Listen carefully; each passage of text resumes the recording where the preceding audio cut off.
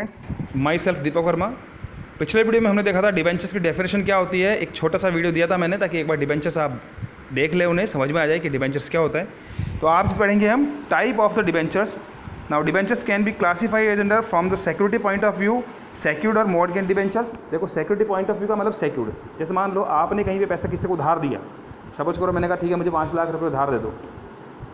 अब मैं नहीं चुका पाया तो आप अनसेफ, चुका दिया बहुत अच्छी बात है, बाद में नहीं चुका पाया, मान लो लीगली भी प्रोसेस किया और नहीं चुका पाया फिर भी, तो आप अनसेफ हो। तो आपने कुछ चीज़ गिरवी रख ली क्या मुझसे? आपने कहा ठीक है बस हम 10 लाख रुपये उधार दे रहे हो, आपके पास एक गहने या जो भी चीज़ प्रॉपर्टी है या XYZ कोई भी चीज़ आपने मैंने आपके पास गिरवी रख दी कि जब मैं आपका पैसा चुकाऊंगा तो आप मेरे को ये चीज़ वापस कर देना। यदि मैं नहीं चुका पाता हूँ तो आप इसको बेच के अपना पैसा वसूल कर सकते हो। तो सेफ हो गए ना। तो सिक्योर्ड जब आपने कोई चीज़ गिरवी रख ली कि मतलब मॉर्गेज बेस पे किया हुआ है। अदरवाइज अनसिक्योर्ड इसके पीछे कोई भी आपका चल प्रभाव उत्पन्न नहीं हो रहा है, फ्लोटिंग चार्जेस वगैरह। देखो, मॉर्गेज और फ्लोटिंग चार्जेस में बहुत कंफ्यूजन होने की जरूरत नहीं है। मॉर्गेज जब कोई हमने फिक्स असेट्स रखी है, बिल्डिंग, मशीनरी, प्लांट वगैरह, और फ्लोटिंग चार्जेस हम करंट असेट्स के अगेंस्ट करते हैं, तो ये चीज़ होती है। तो देखिए अपने पास सिक्योर्ड और mortgage debentures, there are the debentures that are secured by a charge on the assets of the company. These are also called mortgage debentures. The holder of secured debentures have the right to recover their principal amount with the unpaid amount of the interest on the such debentures out of the assets mortgaged by the company. In India, debentures must be secured. Secured debentures can be two type. Number one, first mortgage debentures and second mortgage debentures. तो ये देखिए अपने पास, the holder of the such debentures have a first claim on the assets charge. Second mortgage debentures, the holder of the such debentures have a second claim on the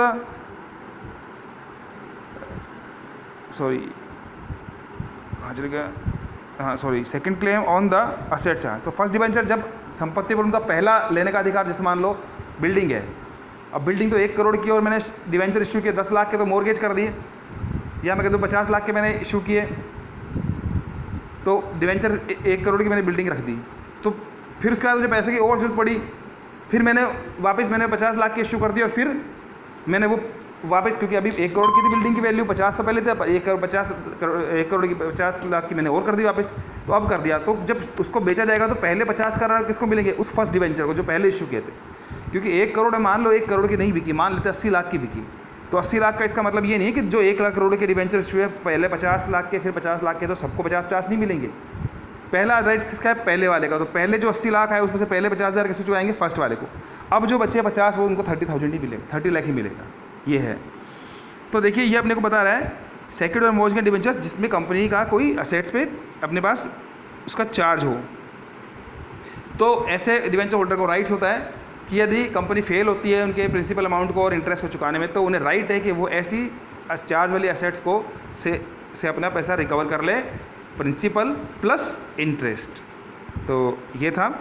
second देखिए unsecured debentures. Unsecured debenture जिसके लिए company की किसी assets पर कोई charge नहीं होगा। देखिए एक बार टेक्निकल लैंग्वेज में, debentures which do not carry any security with regard to the principal amount of the debentures interest are called unsecured debentures. These are called the simple debentures. यही साधारण डिबेंचर है। एक होता है on the basis of the redemption, redeemable debentures and the non redeemable debentures. Redeemable debentures जिनको वापस पैसा return करके हमारे डिबेंचर्स वापस ले ले। इरिडीमेबल डिबेंचर्स की एक बार जो बेच दी कंपनी के चिपक गए, जब तक कंपनी चलेगी तब तक कंपनी उसका ब्याज चुकाती रहेगी, मतलब कंपनी वाइंडिंग अप केस से पहले उनका पैसा नहीं चुका सकती। तो देखिए redeemable debentures, what is the mean of the redeemable debentures, एक बार टेक्निकल लैंग्वेज में देख लेते। These are the debentures which are issued for a fixed period, 5 साल, 10 साल, 20 साल। The principal amount of such debentures is paid of the debentures holders to the expiry of the such period. जैसे वो period खत्म होगा specific, company को उनका पैसा रिटर्न करना पड़ेगा, रिडीम करना पड़ेगा। These can be redeemed by the annual drawings or by purchasing from the open market। अभी ड्रॉप लॉट्स, ओपन मार्केट्स का मतलब ड्रॉप लॉट्स, कंपनी लॉटरी चाहती है और वो ले लिए कि 20% हम करेंगे हर साल 2 साल, जब भी डिसाइड कर दिए। एक तो ओपन मार्केट, ओपन मार्केट सबके लिए खुला है, कंपनी अपने शेयर खुद ही खरीद लेगी, वो होता है। एक होता है non redeemable debentures. These are the debentures which are not the redeemed in the life time of the companies. Such debentures are the paid back only when the companies goes to the liquidation, मतलब wind up कैसे, जब company खत्म होगी, बंद होगी, उसका समापन होगा तो ही पैसा चुकाया जाएगा।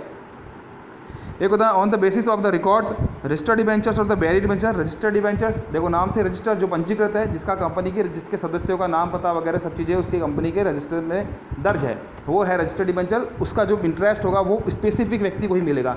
एक होता है बैरियर डिबेंचर्स, वाहक ऋण पत्र बोलते हैं इसको, कि जिसके पास में है वही उसका मालिक है। इसके ऊपर स्लिपें लगी होती है, उसके हिसाब से जो ड्यू हो गया पैसा, बस उस स्लिप के अकॉर्डिंग जो भी लाएगा उसको पैसा मिल जाएगा। जिसके पास ये है धारक ही इसका मालिक होता है।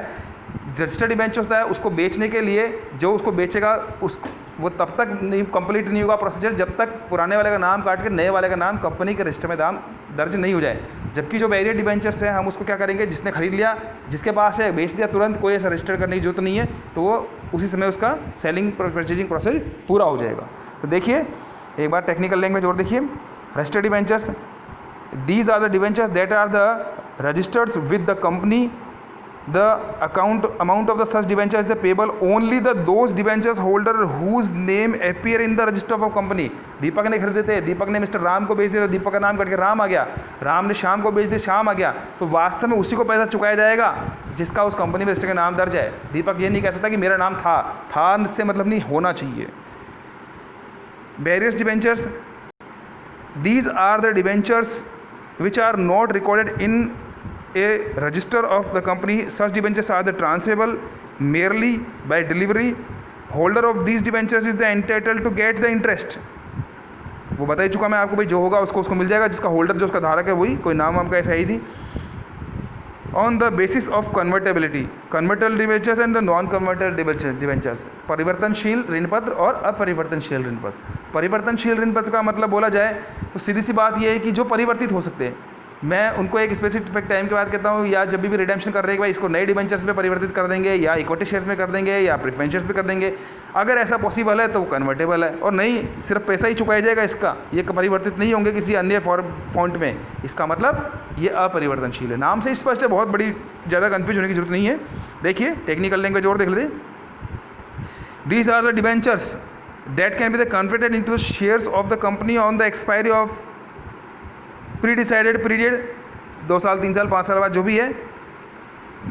The term of the condition of the conversion are generally announced at the time of the issue of debentures. तो ये जो परिवर्तन की शर्तें होती है ये हम इशू के टाइम पर ही जनरली प्राय हम इसे निर्दिष्ट कर देते हैं। एक होता है बता दी जाती है, मतलब non convertible debentures, the debentures holders of the such debentures can not be convert there debentures into the share of the company, कि कंपनी के शेयर में कर देंगे और वैसे डिबेंचर में भी कर सकते हैं। जब वैसे डिबेंचर इतना इसलिए नहीं बोलते कि पहले वो ऑलरेडी डिबेंचर से, फिर डिबेंचर में कैसे कन्वर्ट होगा। देखो क्या होता है, जब कई बार कंपनी जब डिबेंचर रिडीम करती है तो वो कहती है, एक तो होता है कैश में हम करते हैं कि पैसा चुका दिया, एक कहते हैं शेयर में बदला लो, एक डिबेंचर्स में कि 8% वाले थे और अब 10% पे करा दिया, जो चाहे वो नया। मतलब इसका मतलब यह हुआ कि कंपनी जिसके पास पहले 1 लाख रुपये के डिबेंचर्स थे उसे 8% का इंटरेस्ट, मतलब 8,000 रुपये वार्षिक एनुअल इंटरेस्ट मिल रहा था। अब जैसे उसने 10% पे कराया तो डिबेंचर्स तो 1 लाख के ही है, लेकिन लोन कितना हो गया, इंटरेस्ट कितना मिलेगा 10,000। तो ऐसा भी कुछ आता है। तो जनरली यहाँ तात्पर्य आपका कन्वर्टेबल से सिर्फ debentures into the shares, company के इक्विटी और शेयर्स के अंदर हम प्रेफरेंस शेयर में कन्वर्ट कर सके। एक होता है on the basis of priority, first debenture, second debentures. देखिए हमने ऊपर बढ़ा था वो था फर्स्ट मॉर्गेज डिबेंचर्स, फिर उसके बाद था सेकंड मॉर्गेज डिबेंचर। मतलब एक ही मॉर्गेज के ऊपर 1 2 3 जितने भी ले रखे हो, 1 या 2 ले रखे वो चीज़ें। यहाँ बात करें हम फर्स्ट डिबेंचर और second debenture. What is the mean of the first debenture and the second debentures. First debentures company ने पहले इशू किए शेयर, क्या वो फर्स्ट डिबेंचर है? क्या कंपनी ने बाद में इशू किए, वो सेकंड डिबेंचर है? तो यहाँ एक पहले आपको थोड़ा समझा देता हूँ मैं। फर्स्ट डिबेंचर जब कंपनी ने पहली बार इशू किया तो हाँ भाई पहली बार किया, तब तो बताने की जरूरत नहीं है, फर्स्ट डिबेंचर है वो है, लिख दिया तो बहुत अच्छी बात, नहीं लिखा तो भी फर्स्ट डिबेंचर कि कंपनी ने 1 लाख रुपये के डिबेंचर इशू किए 2005 के अंदर, फिर कंपनी ने इशू किए 2008 के अंदर। अब अंडरस्टूड है कि जब भी पैसा चुकाया जाएगा तो पहले 2005 वाले को चुकाएगा, फिर 2008 को चुकाएगा।